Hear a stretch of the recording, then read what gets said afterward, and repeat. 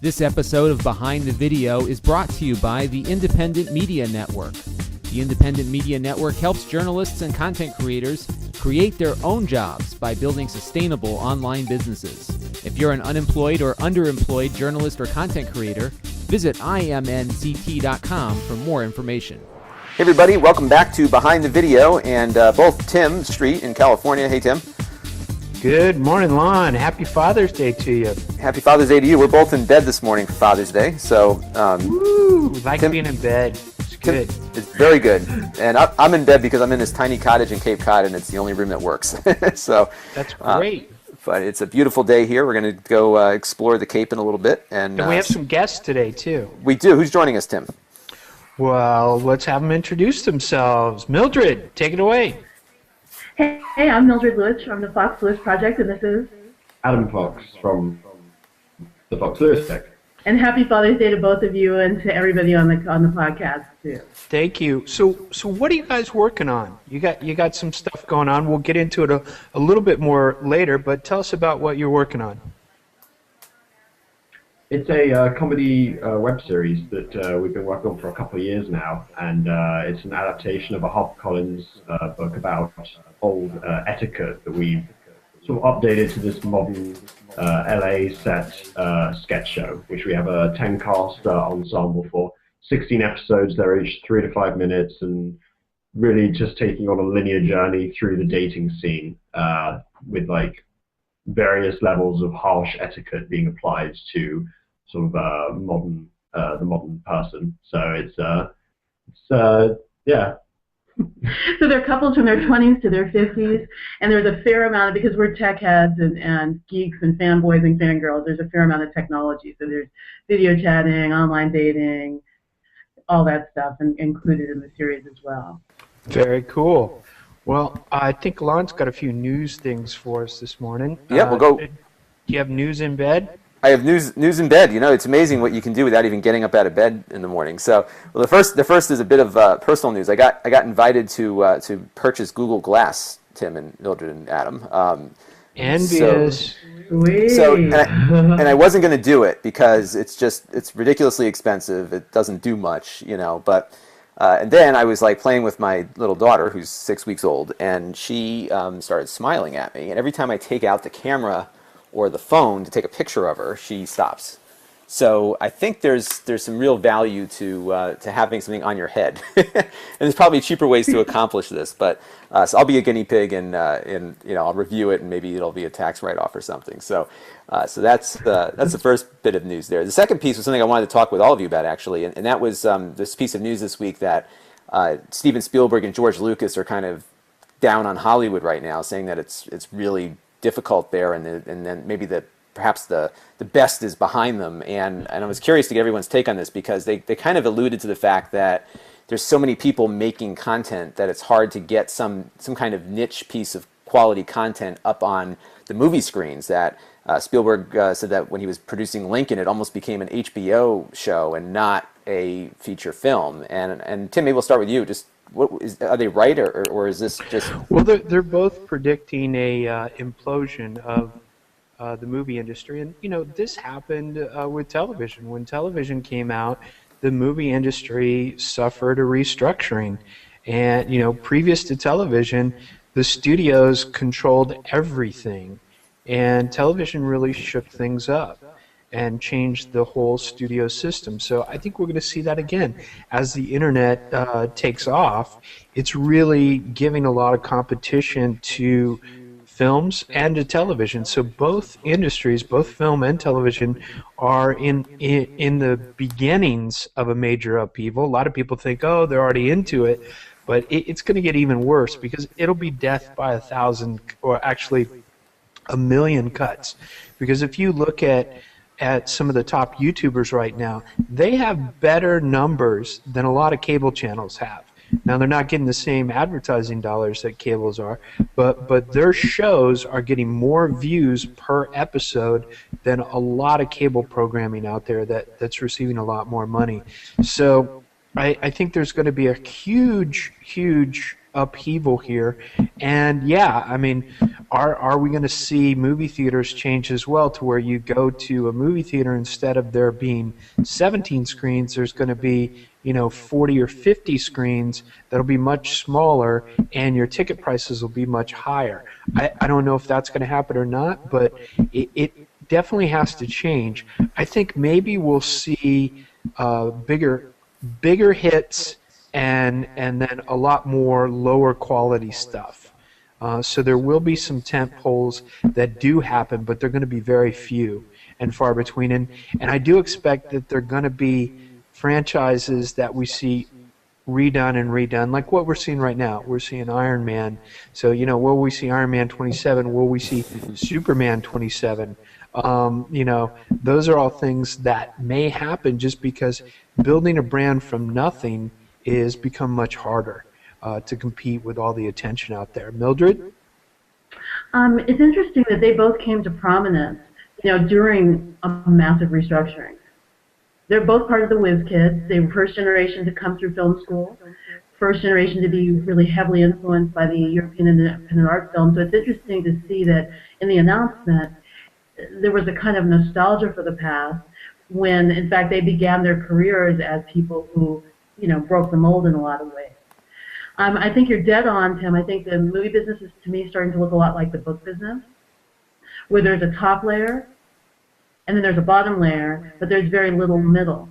What used to be sort of the woman's weepy, the indie art film, you're seeing move to cable. And you're starting to see enormous inroads in terms of comedy and, on YouTube.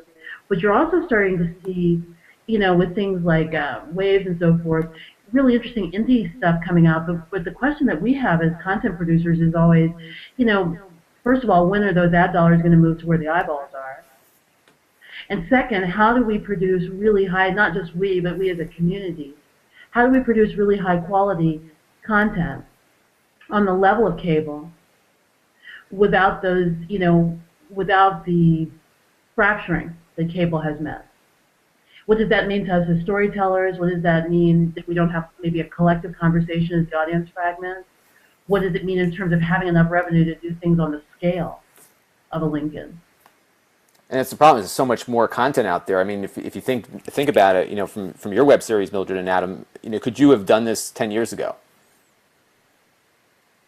This web series? I mean, we would have always been able to do sketch comedy. It just wouldn't have necessarily had the home and been able to sort of generate, the sort of fervor on Twitter, and the way we've been able to sort of manipulate and reach out in other social media in different ways. We wouldn't have had that capability, and so it's never been easier, of course, since as now, to just get the content to eyeballs.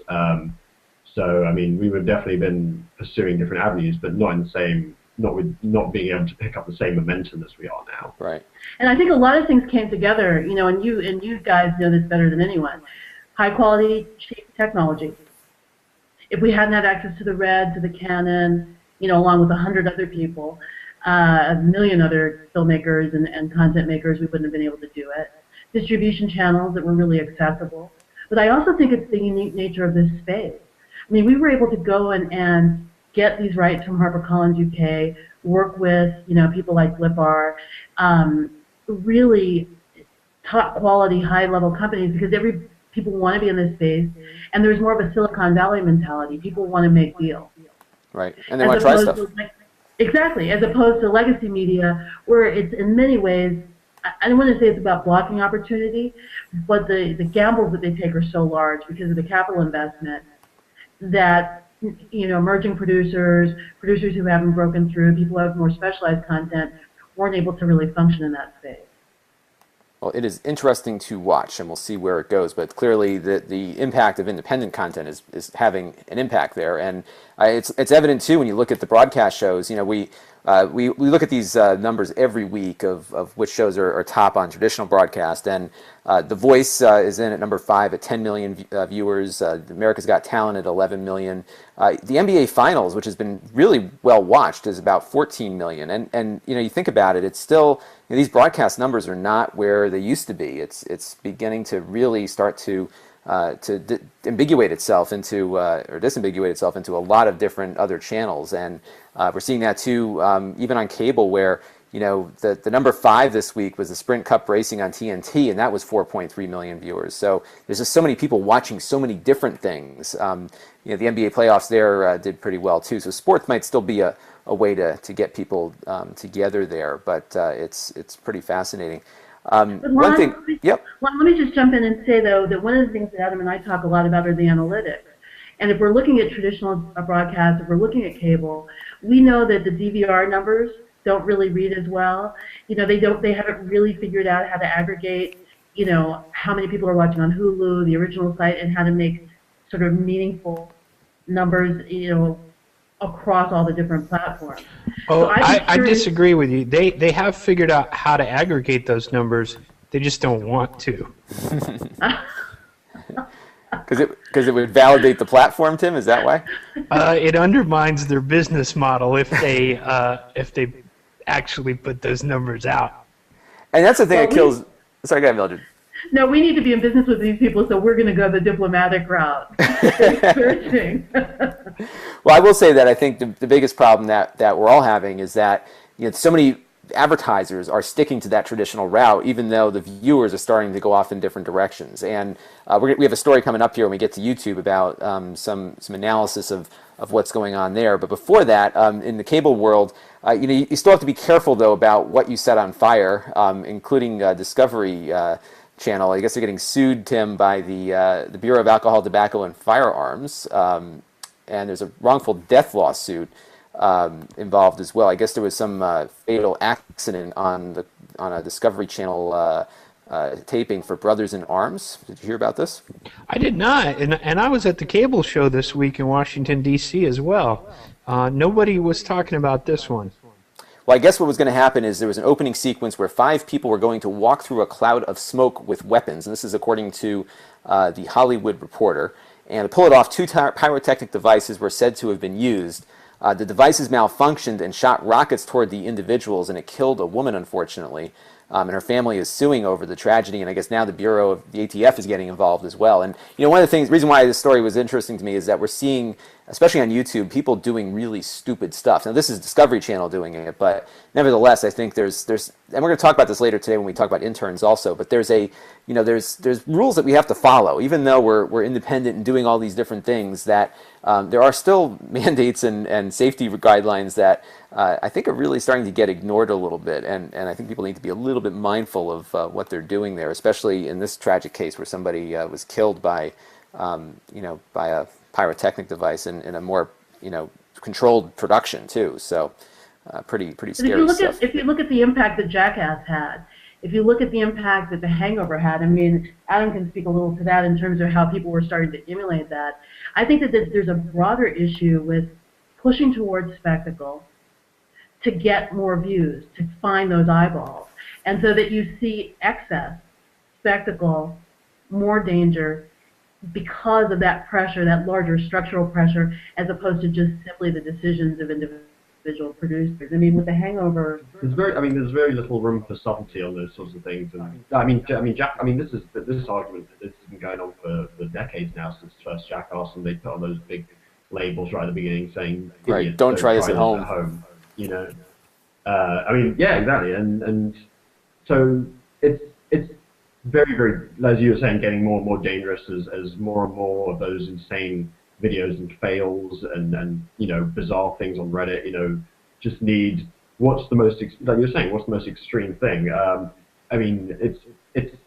You're right. It's an incredibly dangerous time, because you don't have those producers in line to say, okay, we need to protect this, we need to be careful of that, we need to have professional people do this and that. It's definitely become much easier and broader and more vague, and it's much more of a grey area. So, I mean, you just got to hope that stories like this are enough of a wake-up call and are reaching enough people to let them know that their lives are still incredibly vulnerable, and it's not really worth it to not do something properly. That's hopefully a message that everyone gets at some point.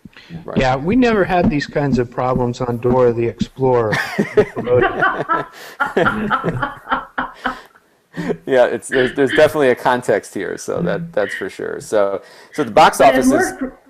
No, as more producers come through not only independent channels but sort of random channels, you have fewer and fewer people, Tim, that really have had the experience of working for an experienced producer, maybe with union people, maybe with like codes of conduct.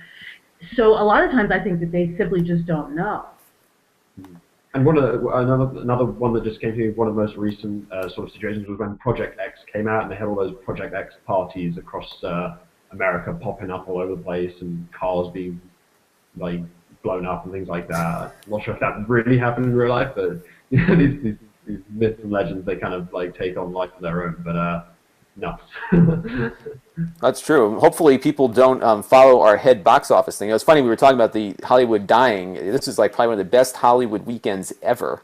The Man of Steel came in with a huge take, $125 million domestically, $155 million worldwide. Hopefully people won't try to emulate Superman by jumping off buildings, but nevertheless, that was a huge take. This Is the End came in at number 2, which is a raunchy apocalyptic comedy. So people are looking for some of that raunchy comedy, which is Seth Rogen. A lot of people say this is a good one. This is really? a go see if you like the Hangover type films. Well, check that out. I didn't get the take on that one, but it was up there pretty decently. Now You See Me is hanging on at number 3. Fast and the Furious 6 also hanging on, and it's up to a cum of $220 million practically. Nice. And The Purge, week number 2, is $51 million overall. Took in about $8 million this weekend. So they're still selling movie tickets, but the movies are really starting to get a lot more generic. And I think in some ways Man of Steel has really been pushed by Warner Brothers. I was reading something where they were even selling it to churches as kind of a messianic kind of message, just to continue to find every possible audience they can. And they clearly did a great job marketing the film, but perhaps it's harder to market films now, Tim, right? Is there more effort to try to get people to come to a single film? Yeah, absolutely. I mean, the same thing is true that we were talking about with content. You still have the same problem with getting the eyeballs to watch your marketing. And so that's still a challenge for a lot of people is, you know, they have a big film to market. They've got to come up with new creative ways to get that audience into the theater seats. And I think one of the things that will really help web series creators is when we get to a point where we can get people to go buy something, whether that's a movie ticket or a new car. Once we start providing that value to advertisers, we're going to see a big shift in the dollar amount that we're seeing. And maybe they'll go ahead, Mildred. Oh, I know. I was just going to say, but look at what Man of Steel had to do to get there. I mean, I don't. In Los Angeles, they've been running this Gillette campaign for Gillette razors, and that's been one of the most prominent marketing efforts that they've made. The idea that they have to go to disposable razors to push a major franchise. How does Superman shave? Yeah, I could use one right now, actually. So, yeah. Does Superman have to shave? I guess that's the question. Is there product placement in the movie where he's like doing well, his? I'm sure that as far as Gillette are concerned, he definitely has to shave. Well, he Yes. does shave in the movie. Yeah. Oh, I haven't seen it yet, so don't give away spoilers. But yeah, so I guess there's some product placement. And what's been interesting too is that, you know, especially for movies, that YouTube becomes the mechanism by which people do a lot of that marketing, because most of the time those video plays are free. I mean, they are obviously spending money on YouTube advertisements, but a lot of that traffic comes organically as people are looking at the trailers. And I saw the one for Elysium this weekend on YouTube. It was fantastic. So that's certainly getting us there. In the top 5 YouTube videos of the day here, The Dropper Part 2 by Space Baby is up on our list today. And this is a, you know, I haven't even watched this whole thing yet, but that's number 5. We'll have to watch that one later. The Ultimate Fight Me Prank by Roman Atwood is in at number 4. Usually I bang these up while we're... he's a prankster, by the way, and that's a great example of what people are doing. That, you know, Roman Atwood is a prankster. He's out there doing some extreme things, and I'm sure he doesn't have the same budget for the safety that other people might have. And I think there was one video where he almost got arrested, perhaps. But that's part of the appeal. Yeah, it is, because there is some level of danger there. Yeah. And, you know, it was funny. I was out driving around my local town the other day, and, you know, I see these kids on bicycles dressed up as the cast of Gumby. Remember the claymation thing that my parents used to watch, and they're riding bikes and taping it. Now, granted, that wasn't so dangerous, but these costumes were a bit unwieldy, and one guy almost fell off the unicycle he was riding on as they're going down the street. But this is the kind of thing where, you know, the people are putting themselves at risk, knowing there's a potential for some viral video capabilities there. So, you know, it's a whole new world out there. Number it's back two, to the Romans and the Christians. We want to see somebody get eaten or dead. yeah, Or I guess that's it. It's the same appeal as NASCAR. Will they crash and die and right. burn? I guess that's maybe that's the appeal. There's a train wreck thing to it. So number two is Battlefield 4, the E3 multiplayer gameplay best moments, and this came in. This is from last week, and it already garnered 1.8 million views. And I'm becoming convinced. I'd love to hear Tim's perspective on this. That video game footage is now channel, not channel, but popular collective view getter on the YouTube network. And I wanted to get Tim's take on that because... Well, absolutely. I mean, machinima is been around for a while in this great way. People love watching other people play video games, but they also love when video game footage is used to tell a story. And, you know, this last week has been E3, Apple's big announcement, and the cable show. So a lot was going on in the media world, and I think that the fact that it came out during E3 had a lot to do with its popularity, which, you know, was only surpassed by Apple, right? Yeah, Apple came in at number one with their iOS 7 release, and I think no matter what Apple does, they certainly garner a lot of views from that. And in this case, especially because everyone's iPhone is going to be very different when that update comes out for the new version of the iOS operating system. And you know, I think there's still, again, it's just fascinating to me just how much, you know, the Apple marketing aside, just how much attention there is towards people playing video games. I think there's some real storytelling potential. As you said, Tim, you know, machinima with the Red versus Blue. Is that how they got started, Tim? Was that? Yeah, Red versus Blue, I think, was like the first professional, you know, Bernie Burns at Rooster Teeth has been doing that for over 10 years out of Austin, Texas. And, you know, he's a, you know, big YouTube partner and does well telling stories with video game footage. I mean, he does other videos, not just machinima type stuff, but they really got it going and built an audience. And then the network Machinima came out and has been giving Bernie a run for his money ever since. Yeah, and I guess and Red versus Blue has been a Halo, so the video game Halo, they put these characters into tell a story with voiceovers and everything using the game's engine to develop the animation essentially. It was pretty ingenious, and it's just been crazy because I do these stupid product reviews on my personal YouTube channel, and I got one of those Ouya game consoles. It was one of those Kickstarter things.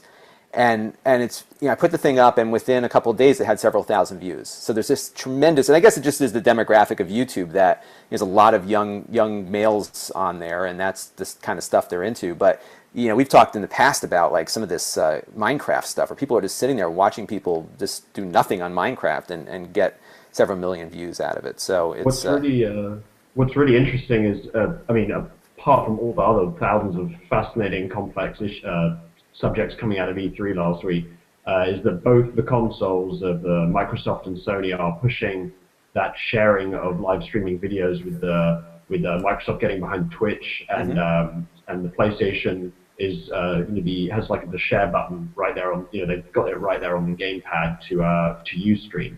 So they're, you know, I mean, there's been a very interesting dynamic this year with kind of giving the people what they want. You know, Sony doing that supposedly, you know, a little bit better than Microsoft seems to be doing it at the moment with, you know, the used game situation. Right. Sharing videos and being able to just put your stuff right out there and cutting out the middleman as best they can has been something that I think that, you know, if Match.com comes out with a sharing component like that as well, they're going to get way more views.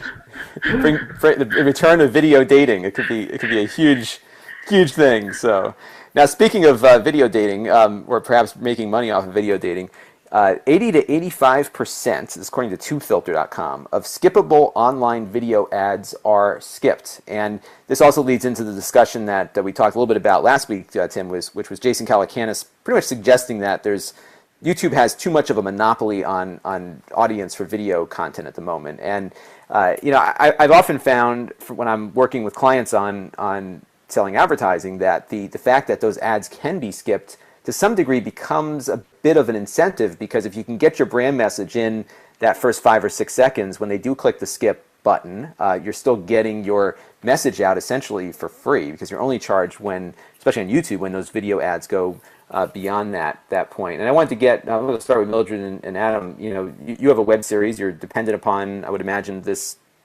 pre-roll ads on YouTube to gain a lot of your revenue. What are your thoughts on this? Well, we've partnered with a company called vidIQ, Rob Sandy, who you know from other things, of course, to help us with that. Because what we were finding was it was difficult to figure out how to balance our need for revenue with the audience's desire to watch content in a certain way. And so what we're seeing is that we're having a lot of success with the overlay ads, but not as much success, with the TrueView and so forth. Oh, really? So, and overlays are things that you're doing yourself, or these are things that YouTube is putting over your videos? YouTube, and we're also partnered with Millennial Media for our mobile advertising. So they have a whole different thing. They're sort of where, I guess, where Tube Mobile was a few years ago, okay. In terms of kind of really doing not only just the practical aspects of it, but doing the research on mobile ads as well. Are you talking about vidIQ or Millennial? No, but vidIQ more so than Millennial. So are you getting Millennial through vidIQ? And can you tell our listeners a little bit about vidIQ? Because I'm familiar with it, but I don't think a lot of people here understand the value of what Rob has built out and how you can use it to make sure your show gets to the right audience at the right time. vidIQ is really a program that's designed to help people maximize their revenue, brands, independent producers on Facebook. And so they've done, as you know, Tim, a tremendous amount of research on this, and here is the way that we're using it, and the way that other independent producers might find it useful perhaps as well. And I'll go just sort of very simply as opposed to talking about front-end stuff. One is we wanted to know when the best time was to release our video. And so vidIQ provides the analytics to tell us when our viewers are watching, when we can optimize release time, and sort of what the best days are for our content, so that the supplemental content that we have that surrounds the show, both our blog posts, we're going to start some Twitter stuff in a little bit and have little Twitter storms and so forth. That helps us as producers to see a whole transmedia universe and how to put the pieces together as opposed to just throwing it out there and hoping that we're going to catch our audience. Second thing is that they provide in a premium package really great insights on which brands are best suited for your content. As independent producers, this is really incredible because that's a whole other job. I mean, if we were looking at traditional advertising, as you both know, we'd have a research department that'd be able to tell us those things. But this takes it out of our hands, and for a relatively modest fee, really does that legwork without us having to hire somebody or to learn how to do it on our own. And are they aggregating YouTube's basically, I guess, their API to look at the demographics of who's actually watching your video? Is that how it works? Exactly. That's fascinating. That's a really valuable thing. It's incredibly valuable, and we looked at a bunch of different partners. One of the things that we go to is Big Screen, Little Screen, which about the International Association of Web Television, and from time to time they'll have demos, and we saw Rob's demo and we thought, now this is something that we can really use because the research behind it and Rob's experience in the space made all the difference. We saw a lot of people who were trying to do similar things that didn't have the research component and didn't have the background and the cred in the space, so that's why we turned to it. And have you found it successful in pitching advertisers that you have this data from vidIQ? It says, hey, this hey brand, this audience is watching us week after week, and you really need to be here. Has that been helpful in your pitch? We're just starting that process, but it has been helpful in us creating our deck. So that when we go to the advertisers and we go to the brands and other partners we've already worked with, like HarperCollins, that we have really solid numbers and a real depth, that goes beyond just here are, for episode 2, we have 67,000 views and it's been up for about 2 weeks. That's not as interesting as, the breakdown in terms of demographics, breakdowns in terms of international, and with the international play, which is surprisingly good. We've got a lot of fans in India, a lot of fans in Croatia of all places. But that's real power for us as producers because we can go into advertisers and really negotiate. Whereas before, just looking at the number of views, you're never going to be able to compete with like a major brand that has like 4 or 5 million views. If you look at like Julia Stiles' Blue, for instance, we're not going to probably reach those numbers, anytime soon. But what we do have instead through vidIQ is the opportunity to really target advertisers and talk about the depth of the user experience. And that's incredibly valuable. So, and I've been playing around. Well, actually, I'm going to make, because our next topic is our app of the week. I'm going to make vidIQ our app of the week because I've been in there playing around with it, and you don't have to pay to start. So, exactly. Just on the free level, it is really valuable because you can get kind of the one of the biggest challenges with YouTube I've found is when you're in that analytics panel, you only get the top 10 videos of the week that you have. You really can't see how your essentially your old catalog of stuff is doing. And it's a great way really to see what's trending up within your own channel, the watch time. It basically takes all that information you already have. It really aggregates it quite nicely. The other thing it does is that it'll show you where, and this is on the free version again, where your content is showing up. So, for example, like one of my Ouya reviews, I see that 7 people tweeted it, and a couple people shared it on Facebook. It consolidates all of those links where where your video is being linked or embedded to or from, and it's really useful just on the free version. And I can see, especially if you're doing a business out of this, to be able to kind of pick out those nuggets that could be valuable to advertisers. Advertisers really want to see data. They want to see, exactly what you're able to offer them, because the big players can give them very granular information, and this is a really useful tool that's also very easy to use. To check out. So, Tim, are you using vidIQ for any of your projects? I've been playing around with it, but there's a project that I'm working on now that I plan on using it to really maximize. So we'll see. I'm just dipping my toe in the water now. So check it out. It's vidiq.com is where you go for that. So let's move on to our web series of the week. And a lot of times we're talking about web series and not having the creators on, but we have the creators of the Etiquette on with us. So we talked a little bit about the opening of the show, what it's about. It's a comedy show. And can you tell us just, maybe go into some of the inside baseball of doing something like this? I mean, this is not easy to produce a professionally produced show the way you do it. What are some of the challenges that you've had to overcome in making this work every week, and what advice might you have for someone who's trying to start and needs to start and build an audience from scratch? One of the things I think that we did that was really smart is we talked a lot about, and this is going to sound like very soft and very qualitative, but we talked a lot about what we wanted the show to be creatively. And we partnered up with people right from the beginning. The National Association of Television Programming Executives, where I met Tim, the Producers Guild of America. We really utilized the tremendous resources that are out there. So there were a lot of things that we knew creatively, and a lot of things that we knew business-wise before we wrote the first word of script.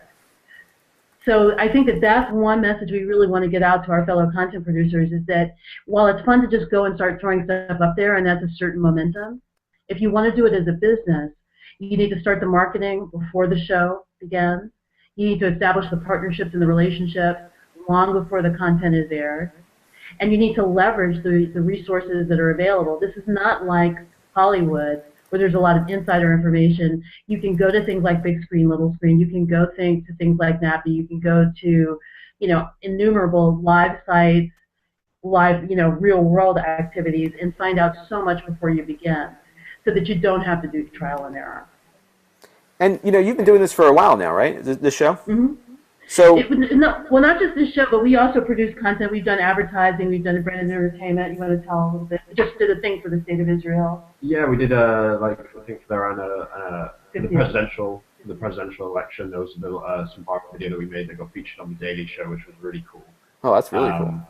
Yeah, and there was some other stuff that we've done in the past with some reality stars and commercial and viral campaigns and such. But we can say it, the Kardashians, we're not ashamed. Hey, you got to go where the money is, right? So let me ask you this then. I mean, what have you learned in all of this experience? Because you've been doing a lot of things in a lot of different areas. And I think so many of us start doing things and keep doing them because we think they're working when the analytics tell us otherwise. I mean, is there any one area that you could point to where you started doing something and had done it longer than you should have, and really learned not to do that again? Well, it's been real various levels of sort of a sobering experience, and when there isn't that kind of like big sort of like financial net under the creative, and you just kind of got to go with your instinct on a lot of it.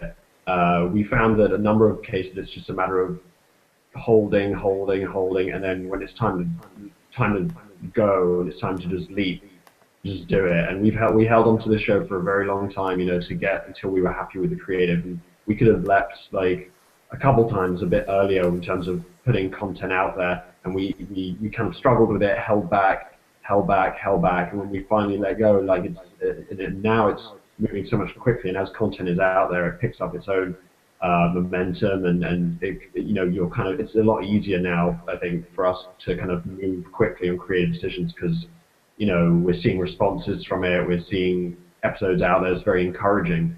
So if you're going to make moves, don't be afraid to kind of make kind of like mistakes in one way or direction. But in terms of the big things, like you got to be fully behind it because it's going to tail off in its own way as soon as you kind of let go of it. So it's all about timing.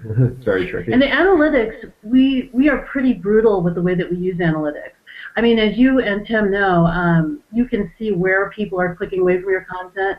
You can see where they're fast forwarding through your content. And I think the key is not to just get that information as producers, but to loop that back into your process. So that as we're beginning the second season of Etiquette 2 and we're starting pre-production and we're adding a writer's room and looking for sponsors, we're really disciplining ourselves so that we don't repeat the mistakes from the past. And we are offering people things that they actually want to see as opposed to just content that we want to make. And sometimes it's a hard thing for creators to do, right? Is to get away from the stuff maybe that they want to make and give the viewers what they're looking for, right? Well, it's really going back to kind of the old studio mentality of, what do people really want to see? We want to push those envelopes in some ways. I mean, I think that we want a cast that's a little bit more diverse this time around. We made some mistakes, as everybody does, but we're about making content that people love to see. And we want to learn from our viewers. I mean, one of the things that you have in this space is interactivity. And my thing is that, of course, we're creators and we're the experts in some ways, but in other ways we want to learn from and interact with our content producers from our audience. I mean, you can talk about how we were influenced by the people who are making independent games and MEMS off of games, and how that's influenced us.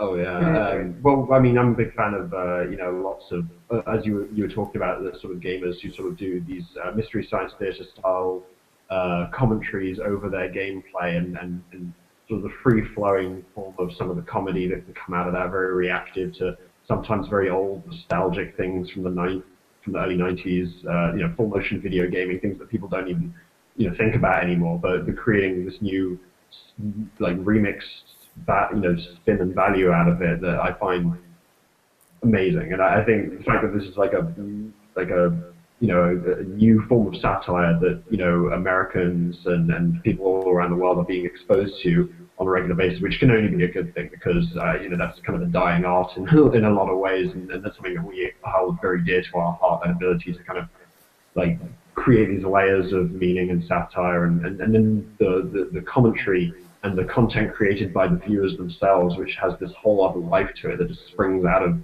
the content. But as far as this like particular place online, I mean, it all came also very, you spoke about kind of how we decide where to kind of compromise what we want to do with what people want to see. It came very naturally really to us from where this our partnership really came from, which is we both have very different and similar, tastes in all the ways, and so we kind of came to this online space because that's naturally where our interests sort of collided, and the same way in terms of the content and what we wanted to put out there. I mean, we both have tastes towards both sort of mainstream and more wholesome and more like safe content. And then we both really love more radical, more bizarre, more weird, more dangerous stuff as well. So it was, it had to have been a natural thing as well for us. And let me ask you this too. Tim can sound off on this. What is success in this space? Because it's not going to be 1 million viewers right off the bat. It's not going to be 500,000 viewers maybe right off the bat. How do you, when you're working with people, how do you determine that we're on the path to a successful show? Well, I do use the phrase 1 million viewers is a pretty good place where you want to be. Right, of course. So, I mean, it really boils down to, are you able to have a sustainable show?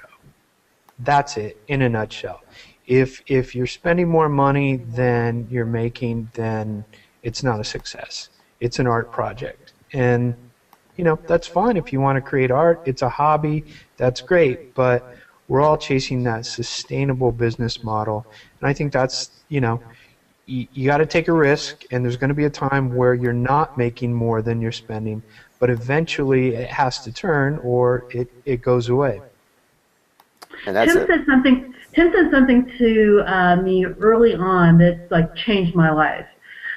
He said, you know, views are not money, and I think that even on his One Tim Street blog, you know, where he talks about ebooks and all kinds of different things, he really challenges us as a producing community to think about revenue and think about how we can create sustainable revenue streams. And I think that everybody has to do that. Beethoven had to do it. Mozart had to do it. Jackson Pollock had to do it. The Rolling Stones had to do it. And for some reason, when people make media, they think that they're kind of immune to that, you know, unless they're in like kind of a traditional space. And I think that that's the kind of thinking that we need. And it's not shameful or bad or uninteresting. It can be as creative and as dynamic as the content itself. That is a good place probably to end our discussion today, because we are running a little bit long, but you know, just start. You don't have to start with $1 million. Start with what you got and see where it comes together. But Mildred and Adam, thank you for joining us on the show today. Where can people find all the stuff you're doing? We have a YouTube channel, which is the Fox Lewis Project, which has, you know, the Etiquette Show. You can subscribe to the show there. Check out, you know, some of our episodes. We, you know, got some, Show website. The show website, well, that too. TheEtiquetteShow.com and at Etiquette Show on Twitter. The best places to follow us. And we're on Pinterest and Tumblr too. Holla. Gotta be everywhere. You gotta be everywhere. Tim, where can people find you? You can find me at One Tim Street on Twitter. Find Tim there, and you can find me at Lon Seidman on Twitter as well, LonSeidman. Don't forget, our new website is our Google Plus community at behindthevideo.com. It'll take you right in there, join it, and whenever we have a show to air or to record, you will be notified of that. We're going to start subscribe to everything, just YouTube, everything, and iTunes, you name it. So we do record the show every Sunday morning at 11:30 a.m. Eastern, 8:30 Pacific time, so you'll be there. And next week we're going to have our topic is going to be about internships and how to avoid, you know, we all want to save money, but you need to make sure you don't have free labor that doesn't benefit the intern, and we'll talk about all the legal pitfalls with that next week on Behind the Video. Thanks everyone for joining us. We are a wrap. Stories for this episode were compiled by producer Jason Perrier. Follow him on Twitter at JASONPERRIER. Behind the Video is a production of Ape Digital Incorporated and the Independent Media Network LLC. All rights reserved.